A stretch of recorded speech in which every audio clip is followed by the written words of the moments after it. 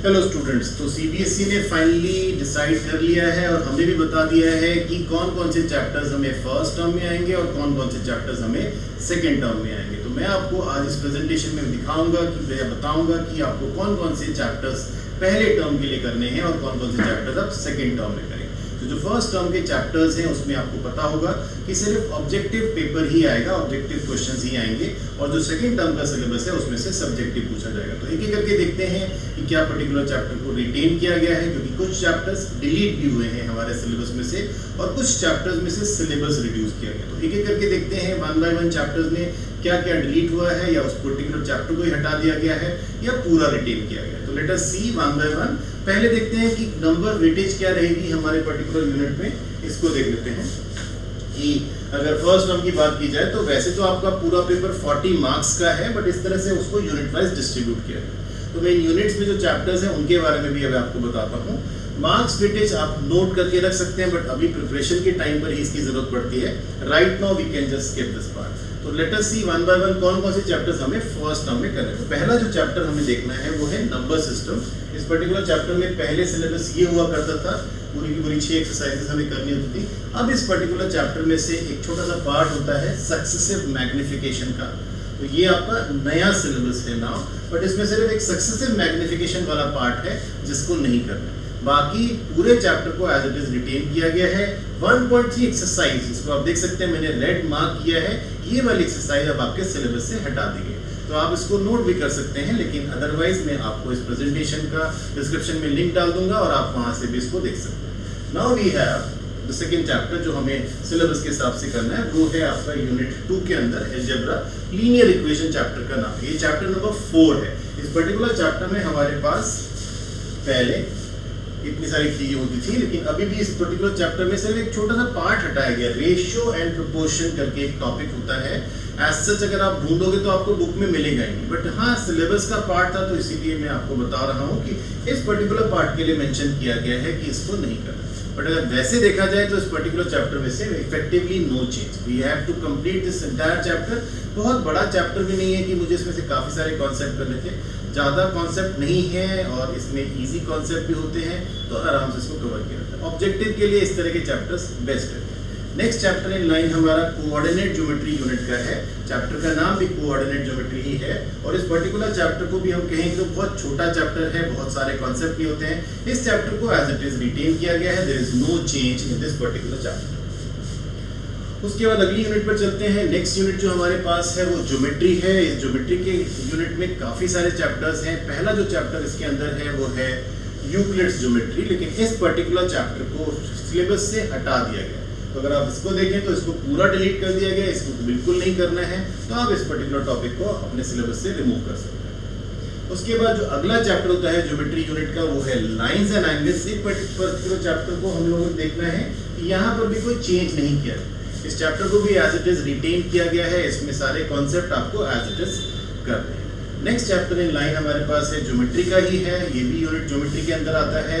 Chapter है triangles. अब इस पर्टिकुलर ट्राइंगल्स के चैप्टर में एक पर्टिकुलर पार्ट को हटाया गया है, इसको एक यूनिट हटाया, इसके अंदर से एक सेक्शन को हटाया गया, और वो सेक्शन है आपका ट्राइंगल इनइक्वालिटी का। ऊपर वाला section as it is maintain किया गया है, यानी कि आपको यहाँ पर अगर एक्सरसाइजेस के हिसाब से देखा जाए तो 7.1, 7.2 और 7.3 पूरी करनी है।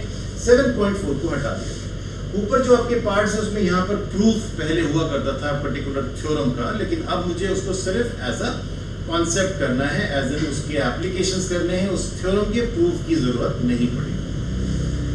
उसके बाद अगली यूनिट जो हमारे पास होती है वो है हमारे पास मेंसुरेशन। इस मेंसुरेशन चैप्टर यूनिट के अंदर 2 चैप्टर्स होते हैं, जिसमें से एक इसके अंदर लिया गया है, और यहाँ पर आपको फर्स्ट टर्म में Heron's formula.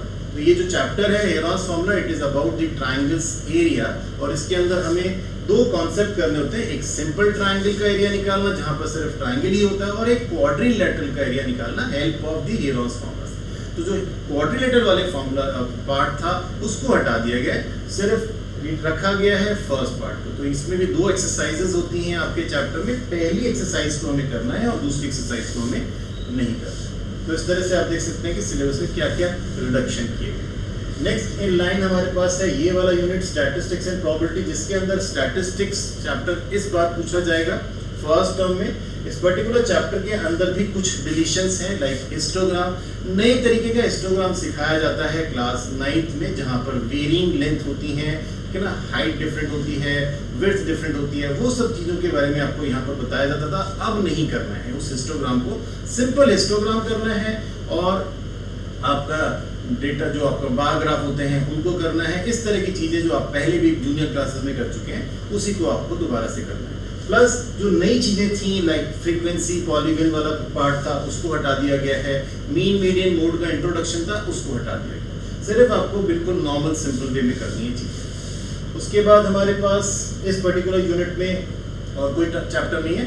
Moving on to the second term के अंदर अगर आप देखें तो फिर से हमारे पास 4 यूनिट्स हैं, मार्क्स वेटेज 40 है, इसमें से हमें आने वाला है सब्जेक्टिव पेपर।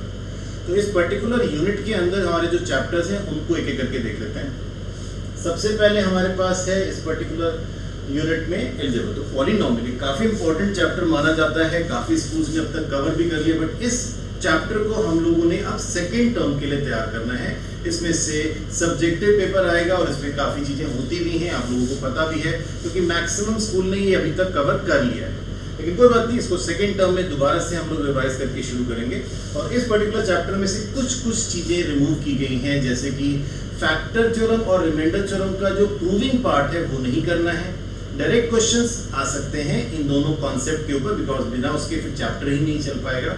फिर एक प्रॉपर्टी आइडेंटिटी होती है आपकी, longest identity of your syllabus, x³ + y³ + z³ - 3xy, इसको रिमूव कर देंगे। बाकी सारी आइडेंटिटीज को रिटेन किया गया है, इस पर्टिकुलर आइडेंटिटी को स्पेशली बोला है कि ये नहीं करनी है, और थोड़ा सा part remainder theorem factor theorem का प्रूविंग वाला उसको नहीं करना। वैसे ये एक इंपॉर्टेंट चैप्टर है, हमेशा ही रहता है, तो इसमें भी काफ़ी चीज़ें जो है वो एज इट इज रिटेन की गई। Next in line unit number, उसके अंदर जो है हमारे पास ज्योमेट्री यूनिट के, अभी क्योंकि ज्योमेट्री मैंने बताया था ना आपको कि काफ़ी बड़ा यूनिट है, इसमें काफ़ी सारे चैप्टर्स हैं, तो 3 चैप्टर्स के बारे में हमने पिछले यूनिट में पिछले टर्म में देखा, बाकी की जो चैप्टर्स है उसके बारे में आप देखते हैं। तो इसमें चैप्टर है फर्स्ट क्वाड्रिलैटरल, इंपॉर्टेंट चैप्टर है, लेकिन इसमें से कुछ भी डिलीट नहीं किया गया, एज इट इज इसको रखा गया, no change in this particular chapter, तो इसको पूरा ही करना है जैसे ये शुरू से होता था। अब इसके बाद जो अगला चैप्टर इसी यूनिट में है हमारे पास, वो है पैरेललोग्राम। तो इस पर्टिकुलर चैप्टर को भी डिलीट कर दिया गया, जैसे कि चैप्टर 5 डिलीटेड है, वैसे ही चैप्टर 9 भी डिलीटेड है,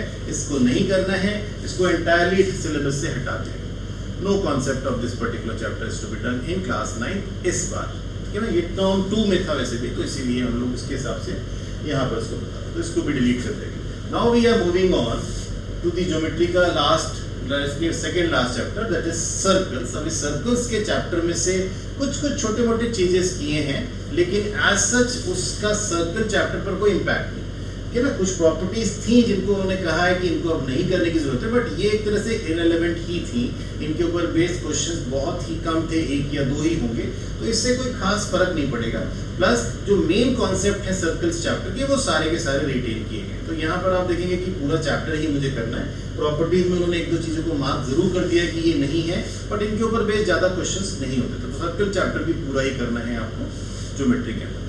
नेक्स्ट इन लाइन हमारे पास ज्योमेट्री में लास्ट चैप्टर होता है कंस्ट्रक्शन। अब ये जो कंस्ट्रक्शन चैप्टर होता है, इस कंस्ट्रक्शन चैप्टर में सिर्फ आपको एक ही कॉन्सेप्ट बताया गया था कि आप कैसे ट्राइंगल्स बनाते हैं। ये थोड़े स्पेशल काइंड के ट्राइंगल्स होते हैं, इन ट्राइंगल्स में से भी एक पर्टिकुलर ट्राइंगल जिसमें पेरीमीटर यूज होता है वो नहीं करना। तो स्पेसिफिकली एक क्वेश्चन ही है हमारी एक्सरसाइज 11.2 में, last question of the exercise, उसको नहीं करना है, बाकी सारे के सारे जो क्वेश्चंस हैं उनको करना है यहाँ पर।